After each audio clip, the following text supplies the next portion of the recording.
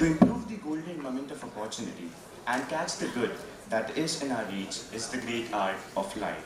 A very warm good morning to all the dignitaries present here, invited guests, professors, students, and ladies and gentlemen.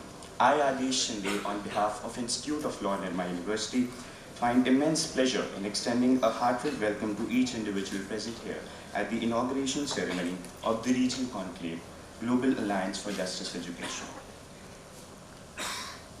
ILNE follows a holistic approach to education, where a learning experience is not only enlightening, but also enriching and inspiring. University is committed to exploring multidisciplinary approaches through its unique curriculum and revolutionizing education through pedagogies and adopting the techniques of the changing world. Let's have a look into the world that grows each day. Prayer is the beginning and the end, the source and the fruit, the core and the content, the basis and the goal of all peacemaking. With this, I request all of you to kindly rise for the prayer.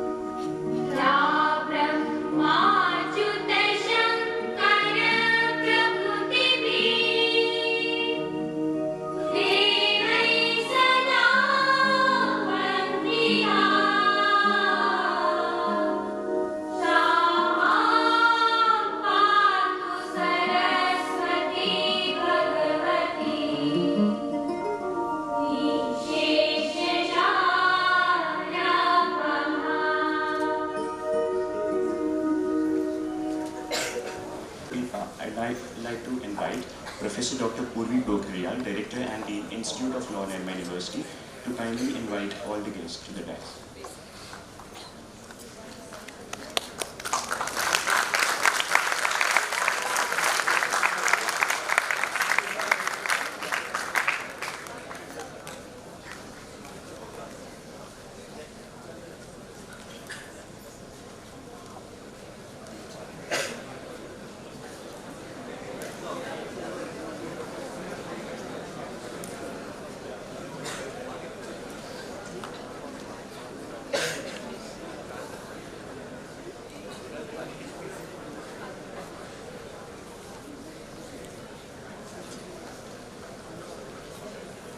I take immense pleasure in introducing you all to the cluster of guests present amidst us today this fine morning, beginning with Mr. Abhay Raj Nayak, Advisor, Consultant and Researcher, Azim Premji University, Bangalore.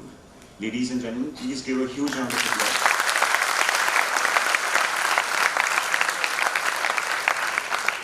Professor Dr. Asha Bajpai, Professor of Law and Founder Dean, School of Law, Tata Institute of Social Sciences, Mumbai.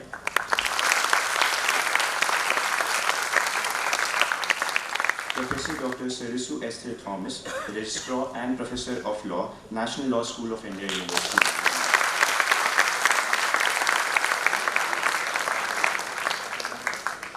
We are privileged to have amidst us Professor Dr. Sita Raman Kakarala, Director, School of Policy and Governance, Azim Premji University, Bangalore. We have amidst us Professor Dr. Sri Krishna Devi Rao, Vice Chancellor, National Law University.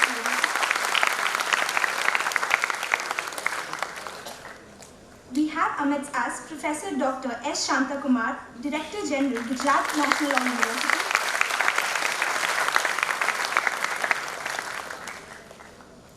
We have amidst us Professor Dr. B.B. Pandey, Professor, National Law University, New Delhi.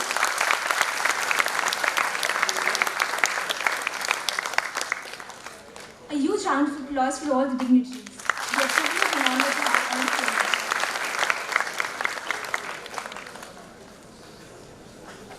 I take immense pleasure in inviting Professor Dr. Purvi Pokhriyal, Director and Dean, Institute of Law, Nirma University, to kindly deliver the welcome address.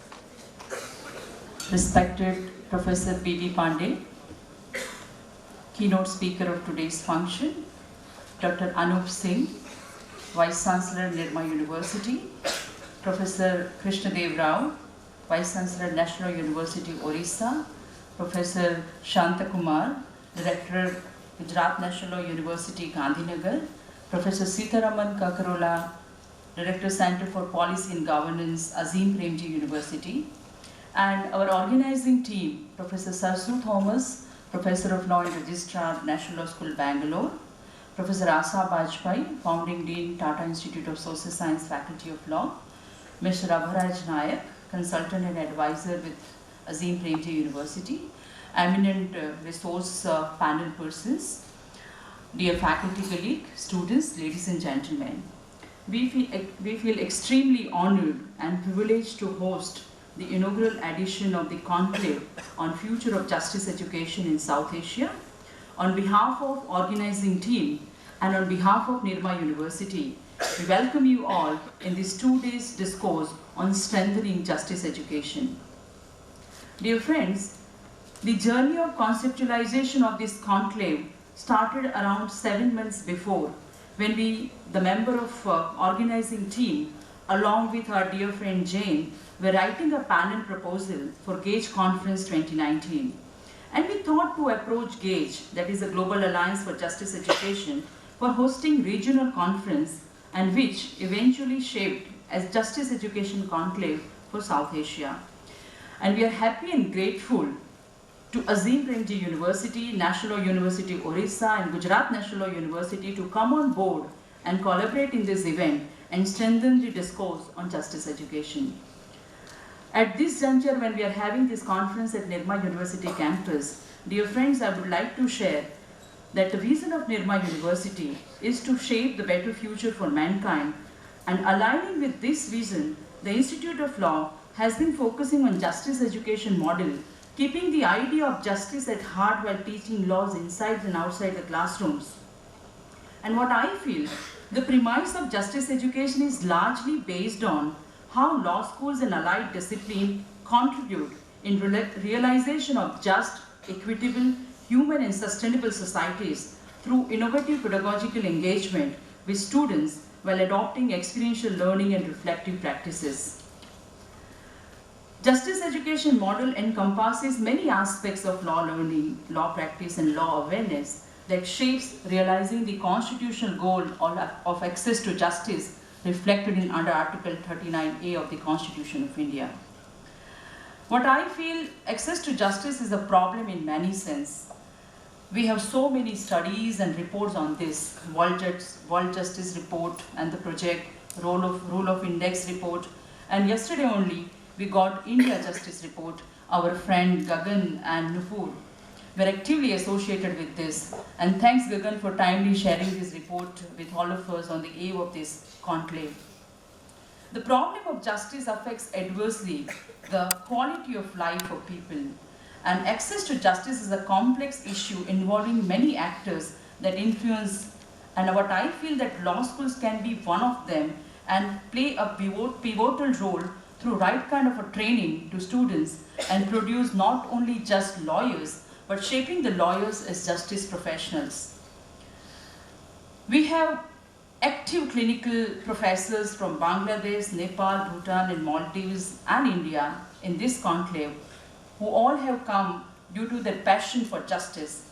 And we also have strong civil society representation, Center for Civil Justice, a Center for Social Justice, and human rights lawyers are there in the part of this conclave. And we are elated to have Professor B.B. Pandey with us today to guide us and deliver keynote address, who has been instrumental to set up law clinic in Delhi University way back in 1970s. We are looking for your insights, sir. I'm sure the 2-day discourse in this conclave will remain fruitful and will pave a new direction for future of justice education in South Asia. And somewhere I hope that these collaborations, they are getting together to build up a strong participatory network towards contributing to the goal of to the SDG Goal 16, that is the Sustainable Development Goal 16, promoting peaceful and inclusive societies for sustainable development, providing justice for all, and build an effective, accountable, and inclusive institutions at all levels. I once again welcome you all and wish you a very enriching and fruitful experiences during this two-day conclave. Thank you.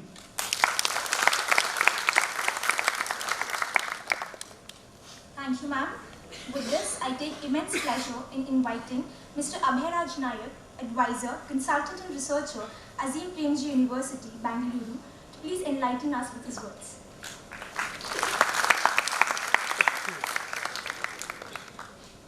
Thank you, respected members on the dais and my dear friends in the audience. It's wonderful to be here this morning, and I am elated to see the start of an event that has spanned many months, many different and difficult technological challenges and coordination, and lots of self-doubt and anxiety about the scope and scale at which one could dream of a future possible world, right? So it's here, and in tune with the title of this two-day conclave, The Future of Justice Education in India, it looks like the future has finally begun to appear before us with some degree of clarity.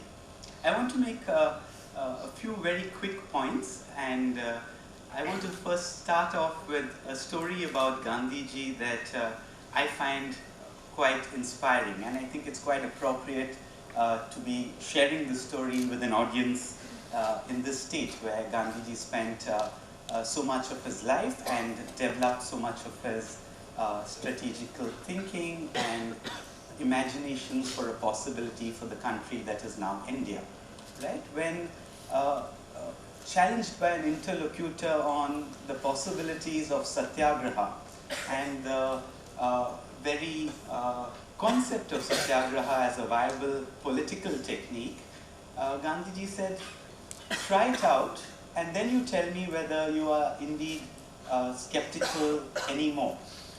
And the interlocutor, a rather erudite and articulate academic, said, sir, I have studied history all of my life. This is impossible. And Gandhiji's response, which now has come down to us and is often reflected as one of those trendy one-liners associated with the man, is, you study history and I make history, right? And in a sense, clinical law educators and more generally justice educators across the world have slowly but surely begun to make history in their own specific contexts, right? And this gathering here today is an effort to, in a small way, through the happenings that occur in this very university over the next couple of days, make possible a claim that a new order of legal education and a new vision for education in general is indeed possible in India now. Right? I was reading the Mint newspaper a couple of days back, and the center spread was about the new order in India, and it was all about young, courageous law students changing the world in small ways, but in significant ways, right? And that brings me to my final point, that is, in these modern times when we are faced with so many challenges, the climate crisis, the unpredictability of technology, differences on ethnic, religious, and sectarian lines, isn't it an opportune moment to revisit what it means to be a university, what it means to be an educator, what it means to be a learner, right? As great minds such as Rabindranath Tagore and again Mahatma Gandhi reminded us, it is finally the responsibility of the learner and the educator to indeed make possible that which is impossible.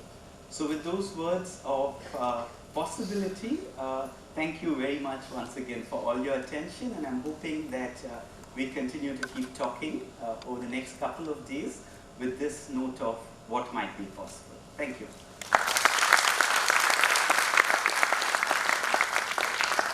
I express express my sincere thanks for the address, sir. May I now invite Professor Dr. Asha Bajpai, Professor of Law and Founder, Dean TIS Mumbai, to please address the gathering. Young students, law students here, in whom we have a lot of hope in what we are doing today. Yes, the day has finally arrived. We have been planning and planning for so many months, and finally we have come to this day. I'm glad to know that we look at justice education, and all of you students are aware of the fact that experiential learning is very important now. And even your CV will make a difference if you have experiential learning and field activities included in it. And what I propose today is that in future, we have, it's a suggestion I have, that we credit fieldwork, we credit legal aid services, we credit teachers as well as students who work in legal aid services. That is one of the proposals that I have, and very strongly I make. I did try it out, but it needs a lot of convincing, a lot of change of mindset of the students, the teachers, the management, when we bring this as a compulsory subject, a mandatory subject in the curriculum of law schools and colleges. And I hope a day comes when we are standing here and saying, yes, it's a compulsory mandatory course that we have. I would like to share with you an incident that happened when we were doing community legal service in Bombay. We went to a very remote area where the human development index was very low in all aspects. And we started a legal service clinic there, and access to justice we called it. We didn't call it, we called it access to justice clinic, and we hired a space there for our students and faculty to do the legal services there. We hired a space for at least just 1 year, and after that the community came forward and said, you don't hire a space here, we offer you a space. They found the services of the students and faculty so important and so helpful to them that they wanted us to continue there in their own space that they had provided us, their own furniture that they provided us. We had to buy it earlier. The other incident that I would like to share was, we trained Anganwadi workers in legal services, in law, in basic law, and they are the ones who go door to door in the community. And when certain things happened, after they got the training in legal law and legal services, they said that the impact was so great, and they had become so confident that whenever there was an emergency in that community, and these Anganwadi workers were the ones who led, called the police, called the fire brigade, called the ambulance, because they told us later that it was because of this training that we got on law, which empowered us, that we could act, and we could act in a leadership role, which we never used to take earlier. We used to be scared of the authorities, scared of the police, scared of authority, but we did it now. Yes, we have lots of clinics. Bar Council has made it mandatory for all colleges to have clinics, legal aid clinics or legal services clinic, but there are all kinds of legal services clinics. You have part-time, you have full-time, you have ad hoc, you have boards with boards with no clinics inside. So but there are good clinics as well. I've seen clinics who have really done good work. For example, child rights clinic, consumer law clinics, family law clinics, all these clinics are there. And then you have students going around actually helping cases that were stagnant for so many years. So I would like to say that yes, we would like to deliberate on this and see how we improve our justice education, because justice is fairness to all, and if there is unfairness, there should be a remedy for it, and they should be able to easily access that remedy. Thank you.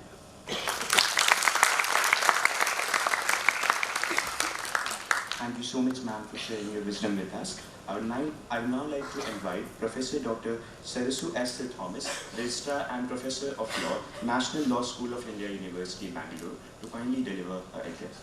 Please, ma'am. Greetings to everyone in this hall.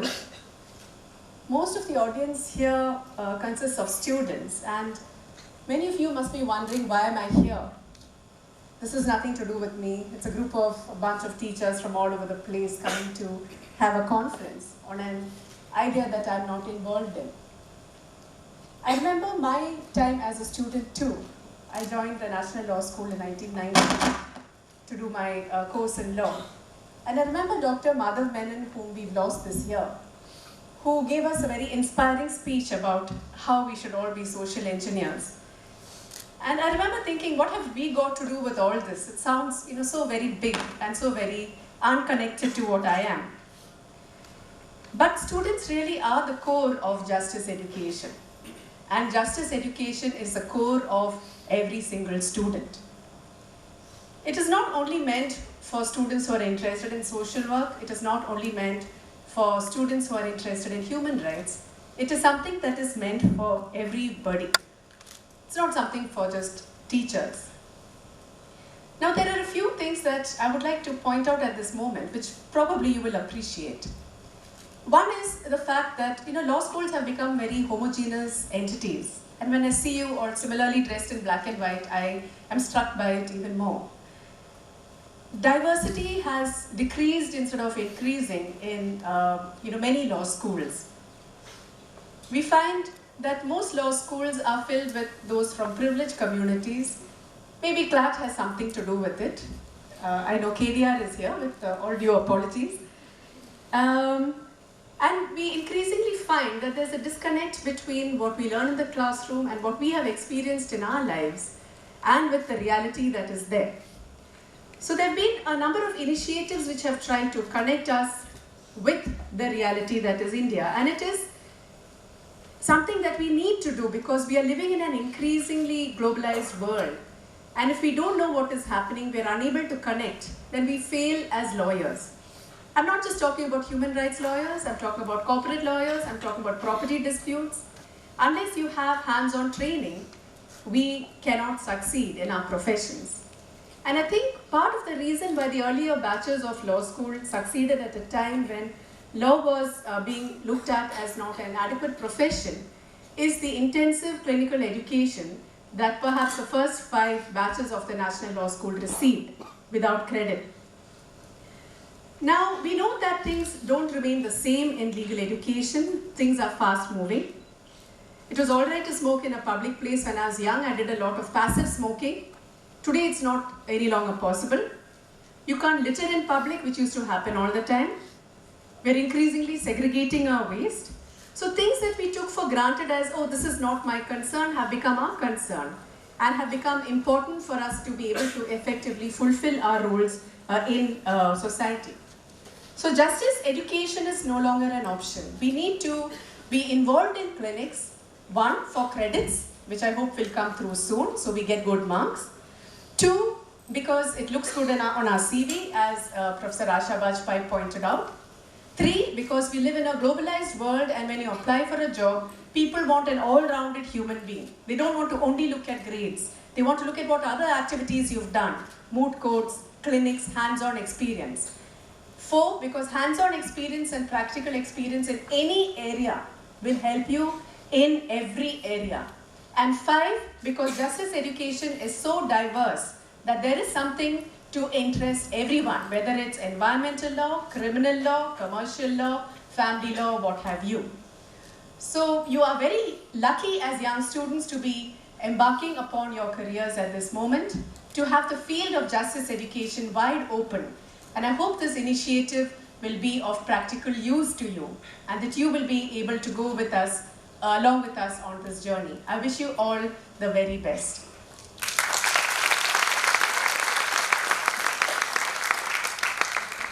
Thank you so much, ma'am, for sharing us with the importance of justice education in the life of all law students today. We now have the pleasure of inviting Professor Dr. Sitaraman Kakarala, Director, School of Policy and Governance, Azim Premji University, Bengaluru. Sir, please, sir. Justice enthusiasts on the dais, off the dais. Very glad to be here representing Azim Premji University. I owe this to my colleague Abhay Raj. I'm very grateful to him for plugging Azim Premji University into a network of institutions on justice education. Partly because the Ajin Premji Foundation and the university have the same mottos that the Dean presented about the Nirma Institute of Law. That is working or contributing towards a just, equitable, sustainable, humane society. One worry that many of us often have in the university is the motto is so abstract and so huge, and as a result of which we feel that probably that motto can go into a labyrinth of rhetorics and obviously might fail. And it is not an empty sort of concern. In every review of the program that we frequently do, it is always a frustration and dissatisfaction with what we have achieved in this very, of course, young university. It's about 8 years old university. But the frustration is helpful to say that we must do something better and we are not doing enough in terms of whatever connectivity with the larger goals that we have. And I'm hoping, and I think therefore I'm here more to learn, more to understand, both from the utopia of the younger people sitting around and also the utopias of the justice enthusiasts going to be around the table, and how to improve our context and also do our little contribution to see how education could be a vehicle of justice. I think that's the purpose through which that I'm assuming that we are starting our role in the network, and I think I'm very grateful and I'm very pleased to be here. I think it looks very impressive that there is so much of enthusiasm for justice as a concern. I think it's great. I'm looking forward to my 2 days. Thank you.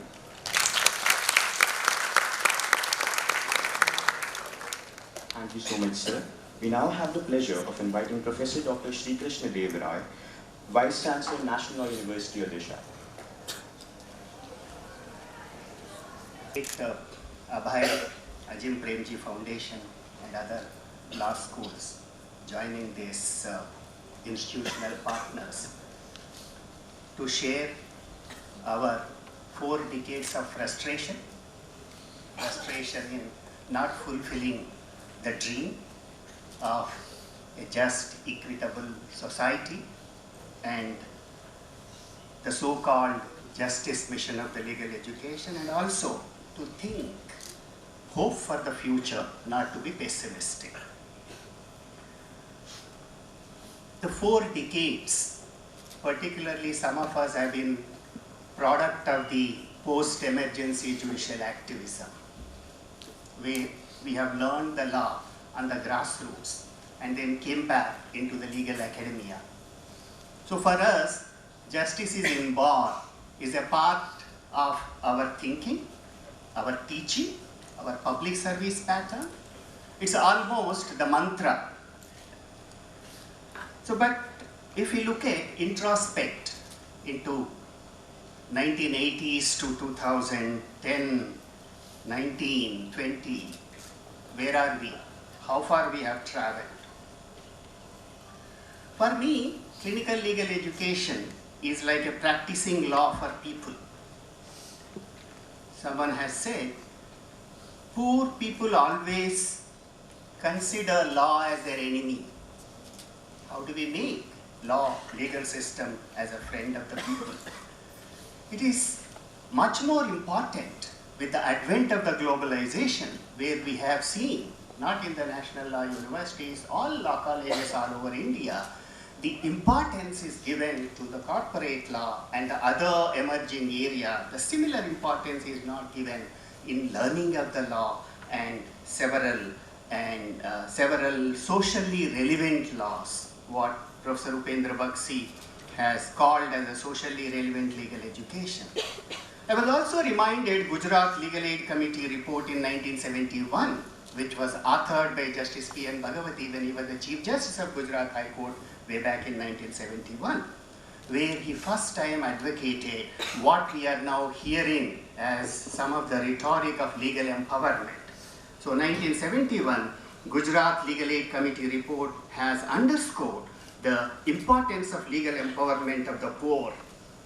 Professor B.B. Pandey sir always mentions about this, the dilemma and the fight between access to justice seekers and access to justice blockers. I think he is going to highlight some of these. So we have many access to justice blockers. You name, everybody is a blocker. And there's a lot of gap. People want justice. You look at the early generation of the freedom movement leaders, law teachers, policy makers, trade unions, and completely there's a vacuum. How do we build that? How do we fill that? As Abhay has rightly said, we look for the young, courageous law students. You are the future. How do we learn? How do we implement? How do we go back to the community? When we started in 1980s legal services clinic in the community, how much we have done? How much we have to rethink about that? How do we inculcate into the curriculum teaching of this justice education? And I really hope towards this platform and network, let us do something. Let us share our frustrations, let us share our hope, let us learn from each other and work towards to take forward maybe rethinking and reactivating social justice mission of clinical legal education. Thank you. Thank you so much, sir. I would now like to invite Professor Dr. S. Shanta Kumar, Director, Gujarat National Law University, to kindly deliver his address.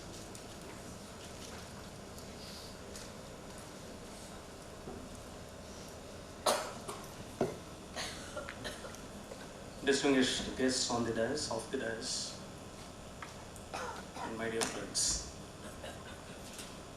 At the outset, I would like to congratulate the organizing team and my dear friend Professor Dr. Purvi Pokhriyal for giving Gujarat National University an opportunity to join this journey towards the future of justice education. So thanks Purvi for giving us this opportunity. This is really a wonderful moment for all of us to talk about the future of justice education. But before we look into the future of justice education, I would want all of you to, each one of you to introspect on the quality of legal education that this country is currently offering. India is the largest country in the world in terms of number of law schools. We have almost around 1,700 law schools. And there are different types of law schools, from central universities to state universities to government law colleges to private law colleges, private universities, deemed universities, national law universities. You have a variety of law schools offering a variety of legal education without any standardization in legal education. That itself is a cause of concern. I think out of 140,000 law graduates graduating every year, hardly 2,000 plus students gets access to good legal education. The rest of them are all from law schools, which I'm sorry to say not deserve to be called as law schools by any means. I've been part of the inspection team of the Bar Council of India, traveling around the country inspecting law schools. I know the situation in most of the states in India, the quality of legal education, the quality of law schools that this country has. The concern is that when legal education itself has not reached its limit, when we have not realized the potentials of legal education, quality legal education, I'm extremely happy that at least few institutions have joined together to talk about the future of justice education. I was quite pessimistic when going around the country, visiting law schools, finding about the quality of law schools. I used to wonder, like recently I had been to a law school in Hyderabad. a very developed city, in a developed state. And I was sorry, I was just interacting with the teachers. I just asked them like, what is your salary, how much you are being paid. I was very sorry to state that, sir, an assistant professor is paid just 6 months back, 8,000 rupees per month. And the principal himself was getting something around 20,000 rupees salary. And in this kind of an environment, when you have injustice within the law school happening, when the law school itself is full of unfairness, unreasonableness, biasness, where there is no rule of law, how do you expect these law teachers to deliver justice education? I was quite pessimistic. But now with this initiative, thanks to the organizing team, that they have thought about such a noble thing, that the future of justice education. And I'm really happy that Gujarat National University could become a part of this initiative, because this is a proud moment of history that law schools coming together and talking about the future of justice education. And I am very confident that with very young academic administrators like Dr. Purvi, this country will definitely have a great future in justice education. Wish you all the best and have a great deliberation on this thing. Thank you so much, sir.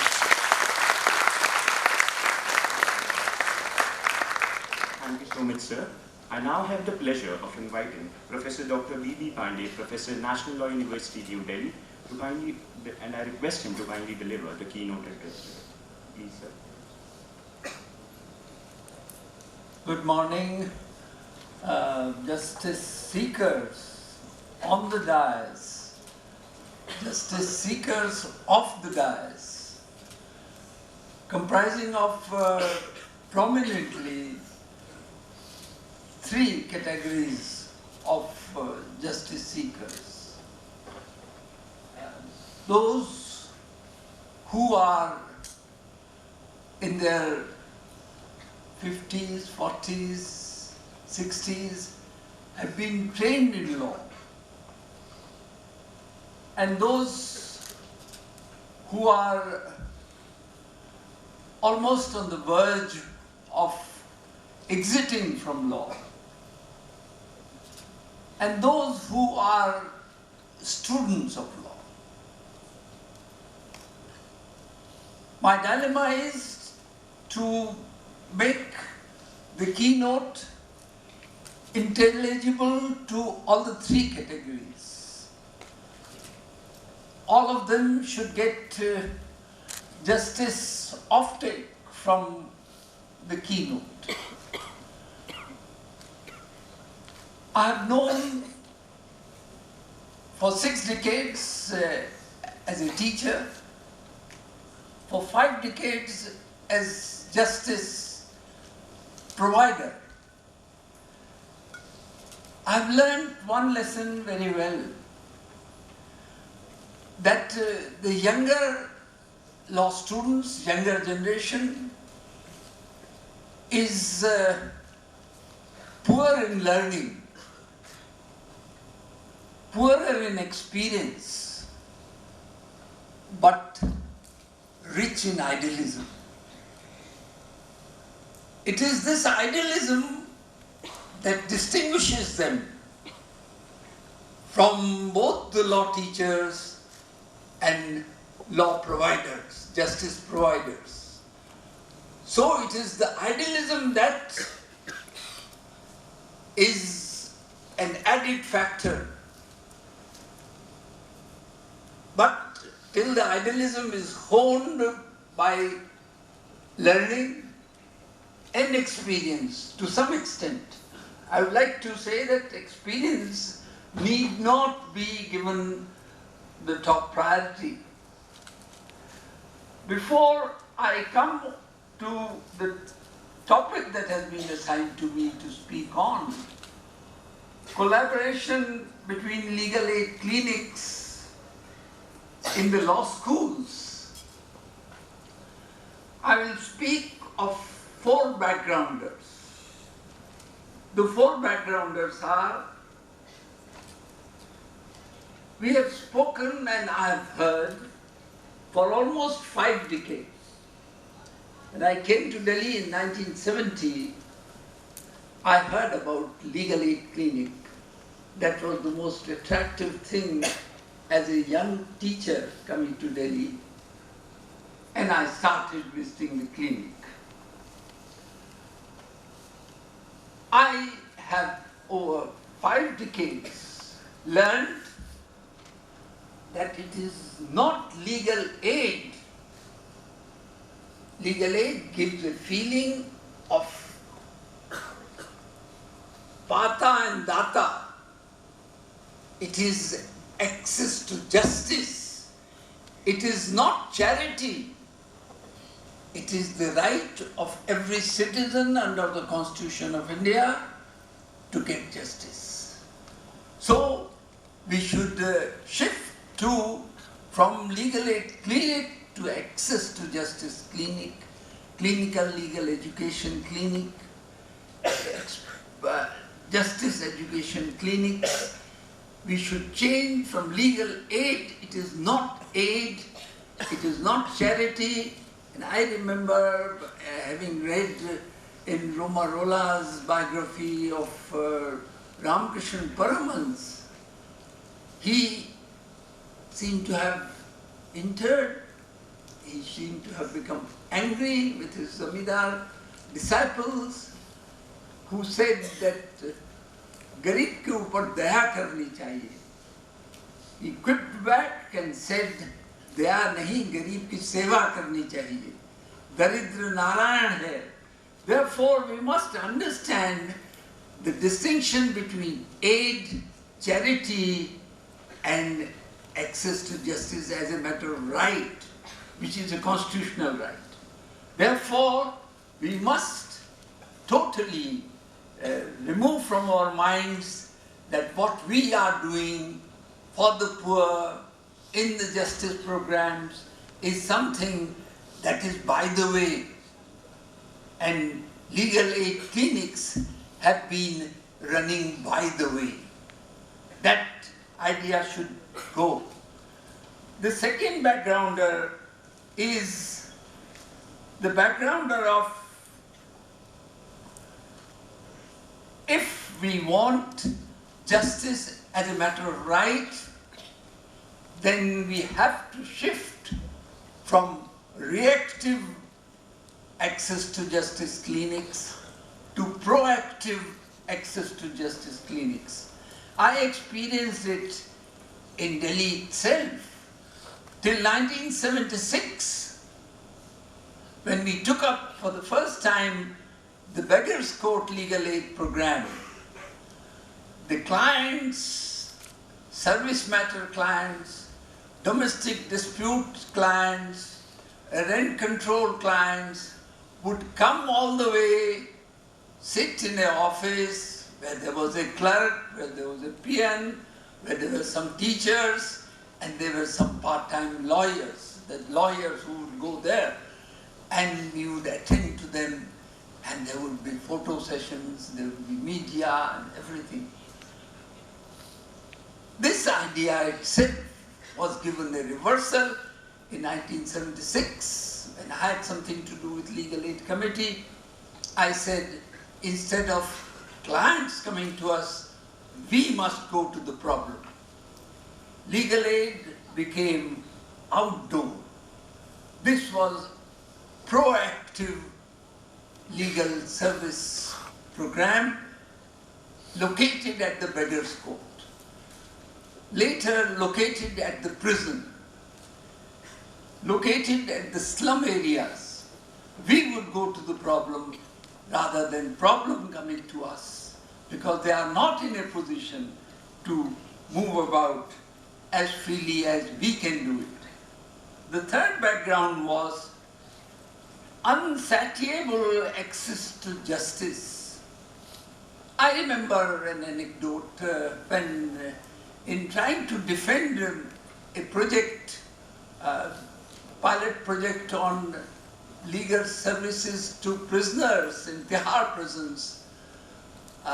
Justice Venkat Chalaiya, the chairman of the NHRC, wanted me to defend the project for grant before the full commission. And I had given the project already to them, and he wanted me to defend it before the full commission. And he asked me certain questions. Why do you want to do it only in Delhi? Delhi, Tihar is already crowded by several NGOs coming. Why one more NGO coming into Tihar? Why do you, and the last question that he asked was, why do you want another justice initiative? We already have in Tihar a legal aid committee inside the prison. And my answer to this was that almost overwhelmed Justice Venkat Chalaiya, as an emotional man he was. I told him, Mr. Chairman, when it comes to justice in a society unequal, unjust, full of injustices like ours, justice cannot be overdone. It will always remain underdone. Justice Venkat Chalaiya stood up and clasped me and said, this is what I would use in my future lectures. Justice cannot be overdone. Justice is always underdone. The fourth backgrounder is identifying new areas of access to justice and diversity of access to justice terrain. You have the traditional litigational access to justice problems. They are themselves enough. But the new areas, like access to justice under Right to Information Act, access to justice under Manrega Act, access to justice under Forest Rights Act, and now access to justice under Foreigners Act 1946 and NRC excludees. Now these are new justice areas, and I am very happy that I came across a postgraduate law student in Pune last week. She was working on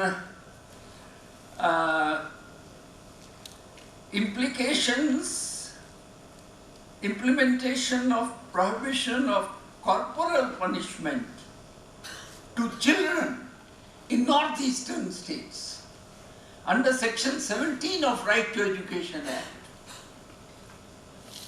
Children cannot be punished. Corporal punishment is banned. But in northeastern states, she said, it is very rampant still. And children are given beatings. The parents want the teachers to give beating to their children. The school authorities, the administration is firm and adamant.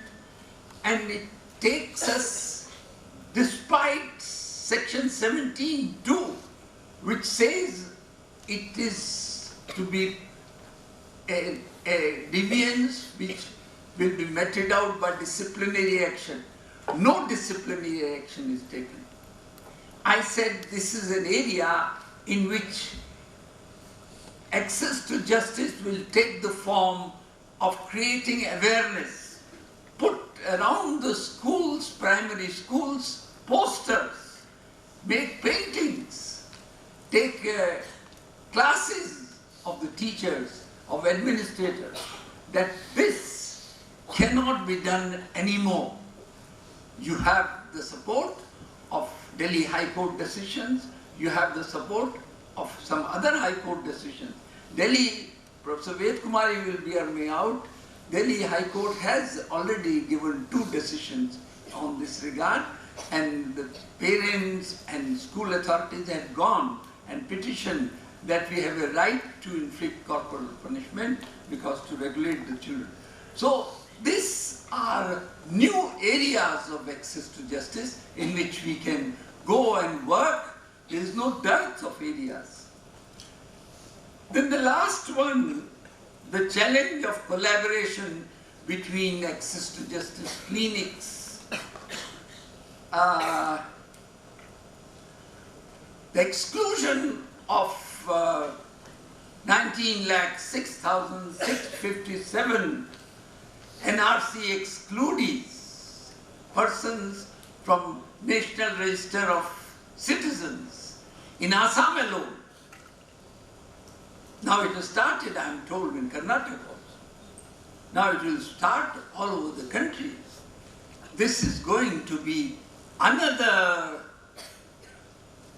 access to justice domain in which we have to prepare ourselves. And collaboration, I'm happy, around 5th of September, that happens to be Radhakrishna's birthday, there was a resolve between 5 national law universities. I am told more universities have joined the collaboration to take up the cause of extending legal aid. Though earlier the state of Assam, Ministry of Law, Ministry of Home had said that we will provide legal aid to Aussies, excluded population, but the collaboration between national law universities was a sign that things are not as bleak as we thought, and national law universities are alive to justice agenda. I wish more national law universities join it, because the challenge is enormous. 19,06,000 people, 7,000 people, located in different geographical, with different kind of economic, social disabilities. One who cannot read or write, one who doesn't have any family member to run around, will require enormous justice agenda, justice volunteers who have to do not only legal aid work or access to justice work in the legal sense, but paralegal work as well. When do you get the documents? How do you get the documents? Therefore, I thought over it, and there are 4 confining access to collaboration in respect to NRC excludees only in Assam. 4 features which are very distinct: enormity of the task, complexity of the factors that have contributed to the creation of NRC. Historical facts may differ in Karnataka from what they are in Assam. Historical and geographical and political facts may differ in UP and Bihar and Maharashtra from what they are in other states. Complexity of factors. What are the factors? There can be states in which you want more outsiders to come to take up the dirty jobs, but there are states where there are no employments anymore. Therefore, implications will be different. The third feature is non-adversarial character of the access to justice in respect to NRC excludees. You cannot work it as an adversarial government versus excludees. It cannot work that way. You have heard about reverse burden of proof. working only against the accused. Now there is a reverse burden of proof, working against, working for. The burden should shift from the excludee to the government, which is in a better position to address, to provide information, documents. They are in a better position. You have police, you have your tehsil, you have all the offices, you have records with you. And I think res ipsa loquitur rule should apply. And they should, if you are not able to provide, that means the person has the documents. There should be a reverse presumption. If you are not able to provide, all this will have to be worked out. And the fourth feature is vagueness of access to justice, targets or goals. What do you mean? What is the target? Just by proving that the FT, by unilaterally deciding, by without hearing deciding, has done injustice, or what would you like to seek? What remedy would you like to, what would you like to achieve? Now, keeping in mind, I thought that the task would have to be divided into, in collaboration, into two broad levels. The first task is at the macro level task. And macro level tasks will be 5. The macro level task will be planning and strategy level tasks.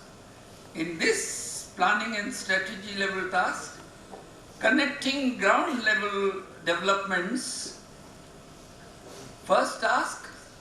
Second task is coordinating the law schools' collaborative initiatives. Third task would be coordinating with the lawyers desirous of pulling up resources. There are many NGOs, many lawyers who are desirous in pulling up their resources. Fourth task would be preparation of model NRC petitions or applications. You have to make models. This is the model which can be replicated by all law schools. And fifth task is filing petitions before the Supreme Court. The fifth task is most important. I had suggested to NLUD, Anup Surendranath, who is coordinating the activities, that this is time that you should file a petition before the Supreme Court, making at least 3 prayers. First prayer is, if you have appointed National Coordinator for NRC, this is our prayer, that appoint a National Coordinator for access to justice as well. First prayer in the petition.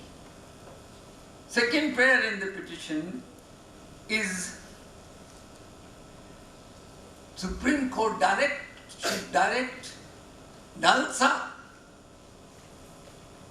and SALSA, that is National Legal Services Authority, to pull up their resources. Take the Supreme Court on board also. Supreme Court should come in, and also a direction to involve NHRC to take up the cause and pull up their resources and pass orders for shifting of burden and changing the presumption. This can be at least done as per the constitutional guidelines of justice, access to justice. This can flow from Article 21, this can flow from Article 14, and this could be the prayer before the Supreme Court. At the micro level, you have tasks, more difficult tasks at the ground level. That is in Assam. First, National Law University of Assam can become the hub, but then those who are from outside will have the problem of locating themselves there, and then geographically mapping and identifying the target population. First task. Second, collection of information. Third task is locating the source of information. Fourth task is preparation of individual application petitions. And fifth task is locating the jurisdiction of foreigners' tribunal where these petitions are to be presented. And filing access to justice applications individually. And this brings you back to enormity of the task. Enormity is that if 5 law schools, now 5 more join the collaboration, 10 law schools can at best do justice with 2,000 ex-students because they are located at different places. That only makes 10 into 2 is 20,000. Still 18 lakh, 80,000 ex-students remain unserved, remain justice seeking, and that is in worst discrimination, the kind of discrimination. So the enormity of task should be understood and the challenge should be met.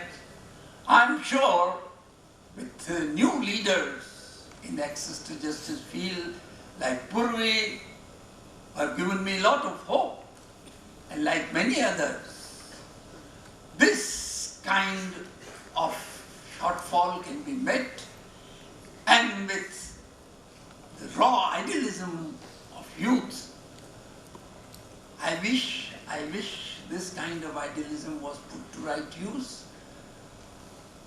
But the problem is, as Sarsu, as an official in NLU Bangalore, said that it should become a part of clinical program, course program.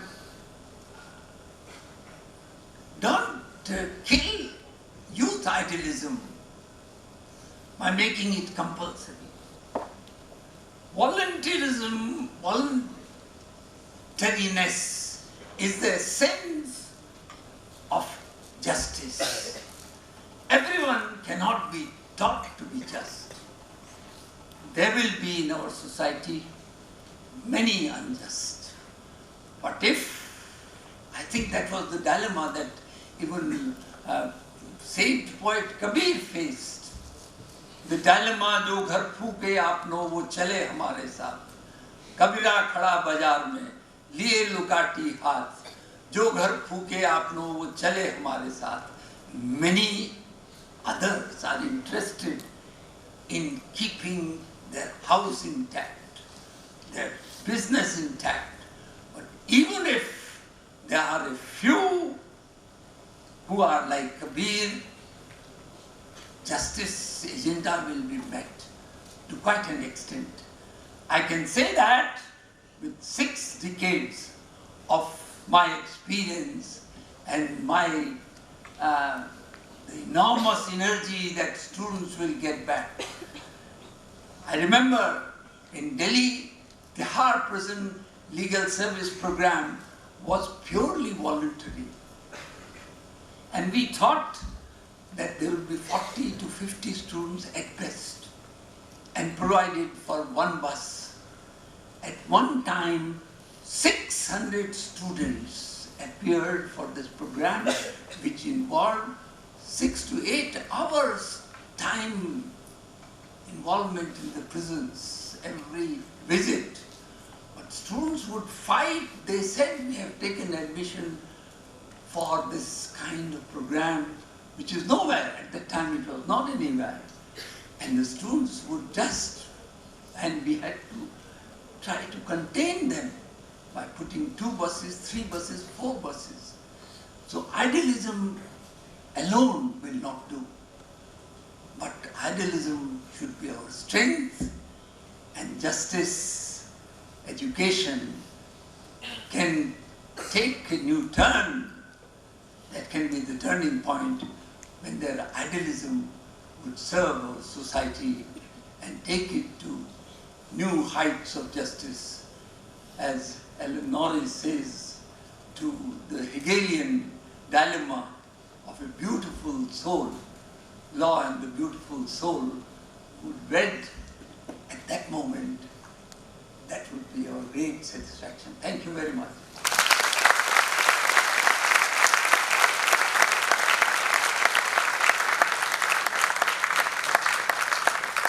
Thank you so much, sir, for sharing your valuable insight with us and enlightening all of us.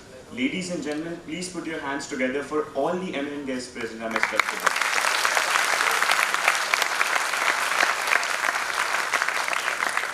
In order to express our love and gratitude, I would now like to request Dr. Anup Singh, Director General, Nirma University, to present a token of our love and appreciation to Professor Dr. B.V. Pandey.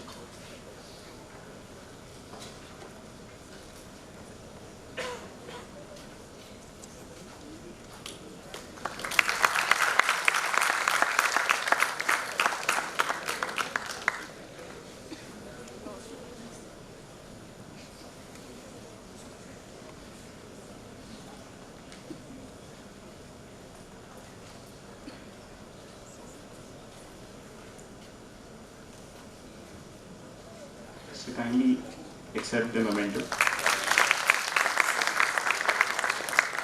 I also request Mr. Abhay Raj Nayak to extend our token of love to Professor Dr. Sita Raminta Karala.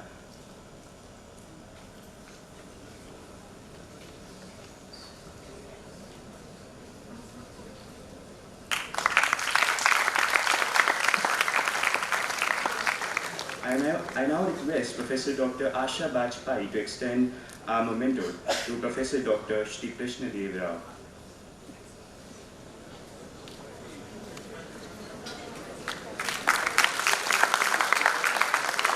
I also request Professor Dr. Sarasu Esther Thomas to extend a token of love to Professor Dr. S. Shantakumar.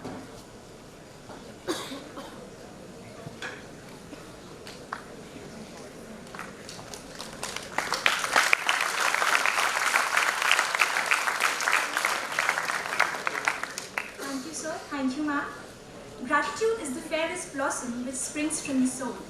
We are reminded that events like this are milestones on the journey of life and reminders of God's fidelity all through. With this, I invite on stage Assistant Professor Arpit Sharma, Institute of Law, Nirma University, to please deliver the vote of thanks.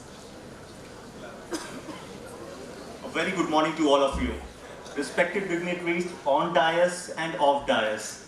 I, Arpit Sharma, on the behalf of Institute of Law, Nirma University, wanted to deliver a kind vote of thanks to all the dignitaries present over here. So first of all, I just wanted to give a kind vote of thanks to Professor B.V. Pandey sir to enlighten us on this very important topic. After that, my kind gratitude of thanks extended to all the 4 collaborators for this event. I just wanted to name Azim Premji University, Professor Ram is here. Thank you so much, sir, for collaborating with us. And I just wanted to give a kind vote of thanks to Professor Shantakumar, sir, Gujarat National Law University. I just wanted to give a kind vote of thanks to Shri Krishna Dev Rao, sir, National Law University, Odisha, as well as Sarsu ma'am, Professor Sarsu ma'am from NLS, for collaborating with us. After that, I just wanted to give a kind vote of thanks to Dr. Anup K. Singh for always supporting, for initiating the events. I also wanted to give kind vote of thanks to all the expert panelists present over here within India and across South Asian region. I also wanted to give a kind vote of thanks to Professor Dr. Purvi Pokhriyal ma'am, who always support us related to all the events, and whenever it talks about justice education, it's very near and dear to the heart of ma'am. I also wanted to give vote of thanks to all my faculty colleagues and students present over here who work day and night in order to make this event successful. Thank you so much, everyone. Thank you for being present over here for a lovely audience.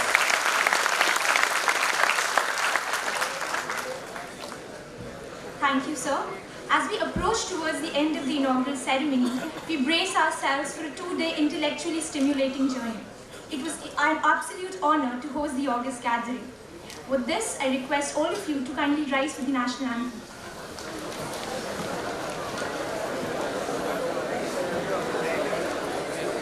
Jana Gana मन अधिनायक जय हे भारत भाग्य विधाता पंजाब सिंध गुजरात मराठा द्राविड़ उत्कल बंगा विंध्य हिमाचल यमुना गंगा उच्चल जलधि तरंगा तव शुभ नामे जागे तव शुभ आशीष मांगे